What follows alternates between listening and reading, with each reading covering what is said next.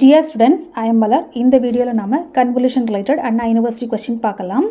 Determine the output of LTA system, that is linear time invariant system, whose input and unit sample response are given as x of n equal to b power n u of n and h of n equal to a power n u of n. This is for May 97 and May 2014 8 mark question and 16 mark question. Okay. அதாவது ரெண்டு வாட்டி கேட்டிருக்காங்க, 8 மார்க்லையும் கேட்டிருக்காங்க, 16 மார்க்லையும் கேட்டிருக்காங்க. Okay, இதை நம்ம என்னென்னு பார்க்கலாம். First of all write the given data. X of N equal to கொடுத்துருக்கு, நம்ம எழுதியிருக்கோம். ஹெச் ஆஃப் என் நம்ம எழுதியாச்சு. ஓகே, இப்போ நம்ம ஃபார்முலா என்ன ஃபார்முலா அப்ளை பண்ணலாம்? Convolution. Okay, according to convolution formula Y of N equal to summation K equal to minus infinity to infinity X of K H of N minus K. இப்போ நம்ம given டேட்டாவை அப்படியே நம்ம substitute பண்ணிக்கலாம். இது X of என் இதுனா இதுலேருந்து நம்ம எக்ஸ் ஆஃப் கே என்னுக்கு பதிலாக கே அவ்வளோதான். இப்போ இந்த இடத்துல என்ன மாறும்? பி பவர் என்னுக்கு பதிலாக கே யூ ஆஃப் கே. கரெக்டாக அதே மாதிரி இதையும் பாருங்கள். என்னுக்கு H of K equal to A power K U of K. Okay, sorry, இது ஹெச்னா மைனஸ் வரும், என் மைனஸ் கே இல்லையா, மாற்றிட்டு இந்த இடத்துல என் மைனஸ் கே. அப்போ இந்த இடத்துல n minus K U of N minus K. ஏன்னா சாம்பிள் இம்பல்ஸ்னாலே நமக்கு delay element n minus K தான் நமக்கு வரும். ஓகே, இப்போ நம்ம சப்ஸ்டியூட் பண்ணலாமா? இந்த இடத்துல ஒய் ஆஃப் என் அப்படி இருக்கட்டு, சமேஷன் அப்படி இருக்கட்டு, எக்ஸ் ஆஃப் கேவோடது கிவன் டேட்டா அப்படி எழுதி B power K U of N U of K. இது எல்லாமே வந்து எக்ஸ் ஆஃப் கே, இது எல்லாமே வந்து H of N minus K. Okay, இது நம்ம ஈக்குவேஷன் 1ன்னு எடுத்துக்கலாம். இப்போ நம்ம சமேஷனோட லிமிட்டை பார்க்கலாம். நம்ம சொல்லியிருக்கேன் யூ ஆஃப் என் கொடுத்துருந்தா என்ன அப்படின்னா this is only used for to find the limit. Okay, லிமிட்டோ அந்த சமேஷனோட ரேஞ்சோ கண்டுபிடிக்கிறதுக்கு தான் நம்ம இந்த யூ ஆஃப் கே யூஸ் ஆகுது. அது ஒன்ஸ் நம்ம கண்டுபிடிச்சதுக்கப்புறம் அந்த யூ ஆஃப் டேர்ம் நம்ம எழுதணும்னு அவசியம் கிடையாது. அதை எப்படி கண்டுபிடிக்கணும்னு பாருங்கள். இந்த இடத்துல ஃபர்ஸ்ட் வந்து நமக்கு தெரியும் யூனாலே நமக்கு தட் இஸ் யூனிட் ஃபங்க்ஷன், அதோட ரேஞ்ச் வந்து 1. ஓகே, இப்போ ஃபார் அந்த ரேஞ்ச் எப்படி கண்டுபிடிக்கணும்னு பாருங்கள். ப்ராக்கெட்டில் என்ன இருக்குது? யூ ஆஃப் கே இருக்குது. கே மைனஸ் 0 ஈக்குவல் டு 0 கிட்ட எதுவுமே இல்லை, 0 போட்டு அப்போ கே ஈக்குவல் டு 0.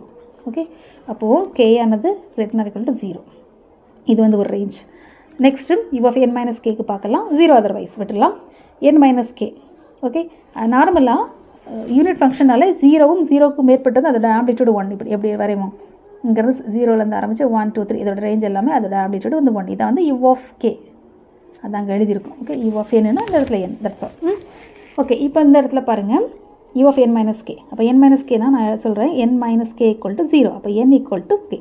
அப்போது n greater equal to K, the amplitude value was 1 otherwise 0 for otherwise. Okay, இப்போ நம்ம ஜஸ்ட்டு சப்ஸ்டியூட் பண்ணி சிம்பிளிஃபை பண்ணலாம்.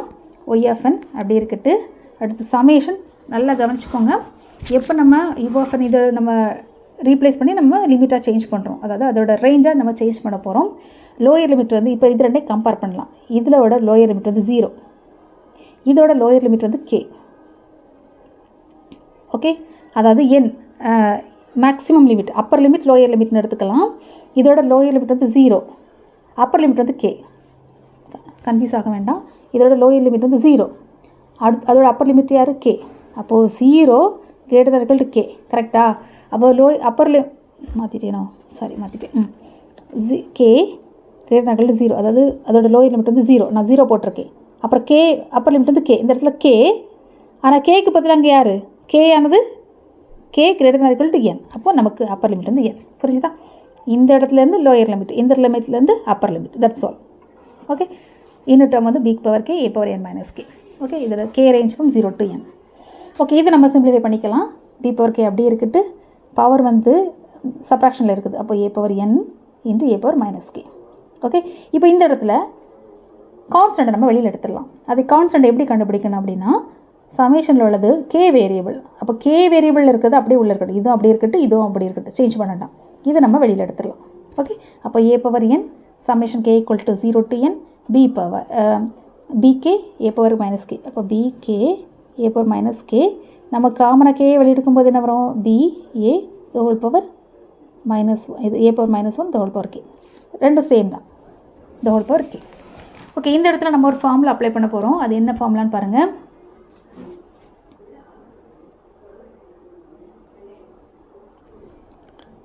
இந்த இடத்துல நம்ம ஒரு ஃபார்முலா அப்ளை பண்ண போகிறோம். அது அது பாருங்கள் சமேஷன் 0 to n. கண்டிஷன் என்னென்னா அதோட லோயர் லிமிட் வந்து லோயர் வந்து 0வாக இருக்கணும், அப்பர் வந்து ஏதாவது n அப்படி இருக்கணும்.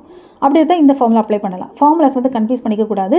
இதில் ஒரு நம்பர் இதில் ஒரு நம்பர் இருந்தால் அதுக்கு ஃபார்முலா வேறு, இதில் 0லேருந்து இந்த மாதிரி இருந்துச்சுன்னா ஒரு ஃபார்முலா, 0 to infinity இருந்துச்சுன்னா ஒரு ஃபார்முலா. ஓகே, 0 to n அப்படி இருந்துச்சுன்னா இங்கே 0 இருக்கா, இங்கே வந்து n இருக்கா, அப்போ இந்த ஃபார்முலா அப்ளை பண்ணலாம். a⁻n+1 -1 divided by a - 1. Okay, அப்படின்னா இது வந்து a பவர் k இந்த இடத்துல எழுதிக்கோங்க, a பவர் n எழுதிக்கோங்களா. ஓகே, அப்படி இருந்துச்சுன்னா நம்ம இந்த மாதிரி a பவர் k எடுதாமா. a பவர் n வந்து கான்ஸ்டன்ட், அப்படியே நம்ம வெளியில் இருக்கட்டு. இந்த இடத்துல b into a power -a தான் நமக்கு a எடுத்துக்கலாம். அப்போ a power n+1, a power upper limit என்ன டேர்ம் இருக்குது, n இருக்குது. So n+1 -1 divided by a - 1. இப்போ இதை நம்ம சிம்பிளிஃபை பண்ணிக்கலாம். a பவர் n அப்படி இருக்கட்டு. இப்போ நம்ம a இன்வர்ஸ் எப்படி எழுதிக்கலாம், யூஸ்வலாக நம்ம a இன்வர்ஸ் எப்படி 1/a எழுதலாமா, அதுதான் b/a the whole power n+1 -1 divided by b/a. இந்த இடத்துல என்ன வரும், b/a. Okay, b a inverse எப்படி எழுதலாம், b டிவைடட் பை ஏன்னு எழுதலாம். ஓகே, அப்போ இதில் நம்ம எல்சிஎம் எடுக்கும்போது என்ன வரும் அப்படின்னா b - a டிவைடட் பை நமக்கு என்ன வரும், a இருக்கும். சரியா, அப்போ அந்த a தான் நம்ம நியூமரேட்டர் கொண்டு போயிருக்கோம். நல்லா கவனிச்சுக்கோங்க, எல்சிஎம் எடுக்கும்போது b - a divided by a இருக்கும். அந்த a நம்ம நியூமரேட்டர் கொண்டு போயாச்சு. இப்போ நம்ம இதை சிம்பிளிஃபை பண்ணிக்கலாம். பேஸ் சேமாக இருந்துச்சுன்னா பவரை ஆட் பண்ணலாம். ஸோ a பவர் n, இங்கே 1 இருக்கிறத அர்த்தம் n+1 ப்ராக்கெட். இந்த டேர்ம் பவரில் அந்த ப்ராக்கெட்டில் பவரில் இருக்கக்கூடியது நியூமரேட்டருக்கும் காமன், டினாமினேட்டருக்கும் காமன் இல்லையா. So b power n+1 divided by a power n+1 -1 divided by b - c. Okay, இப்போ நெக்ஸ்ட்டு இதை நம்ம உள்ளே மல்டிப்ளை பண்ணும்போது என்ன ஆகும் அப்படின்னா இதுவும் ஃபஸ்ட்டு டேர்ம் கேன்சல் ஆகும். கேன்சல் ஆகி ரிமைனிங் டேர்ம் வந்து b பவர் n+1 மைனஸ் இதை நம்ம உள்ளே மல்டிப்ளை பண்ணும்போது a power n+1 divide by b - a. இதுதான் formula. Okay, y of n equal to b power n+1 minus a power n+1 divided by b - c. இதான் நமக்கு தேவையான required answer. So ஞாபகம் வச்சுக்கோங்க. Okay, thank you students.